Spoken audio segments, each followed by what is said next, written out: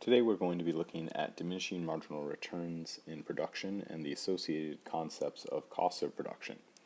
These two concepts are closely related and both are integral to the study of AP microeconomics. It's my hope that watching these videos will help you to understand these concepts to a greater degree and come to class prepared.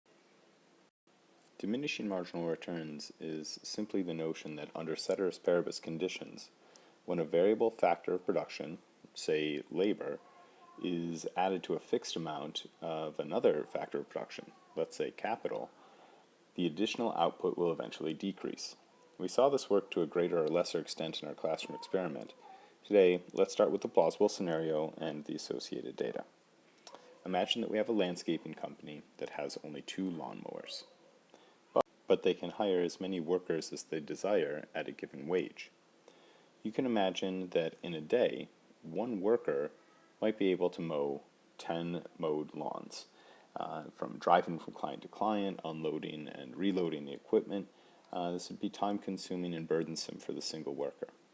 By adding a second identical worker, under ceteris paribus conditions, remember, it's not unreasonable to assume that they will be able to more than double the production of the first worker. Help with unloading the equipment, mowing lawns, loading equipment, and navigating to the next house all combine to allow 25 lawns to be mowed by 2 workers.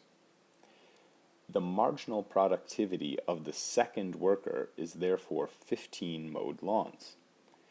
The difference between 10 mowed lawns from 1 worker and 25 mowed lawns from 2 workers is 15, and that is the marginal productivity of the second worker. The use of the ordinal term second indicates that we will be examining the impact of only 1 worker, the one who happens to be hired after the first. On the other hand, 2 workers is looking at the production in total of both workers. Back to our example, we can look at the marginal productivity of the third worker and see that this worker is only adding 10 goods because 3 workers produce 35. This is not because the worker is weaker, lazier, or less gifted than the second worker, as all workers are identical, ceteris paribus conditions still applying. Rather, with only 2 lawnmowers, it is harder for 3 people to work simultaneously. Similarly, the notion of adding a 4th worker and a 5th worker, we can see associated decreases in marginal productivity as well. The 4th worker adding only 5 goods, the 5th worker adding only 2 goods.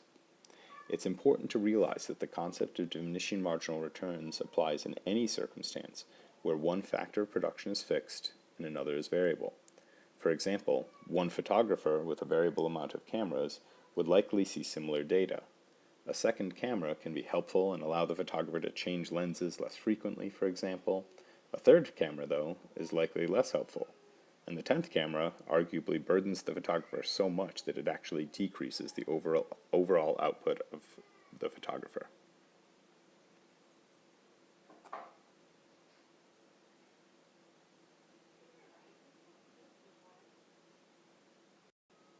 Now let's begin to look at our data,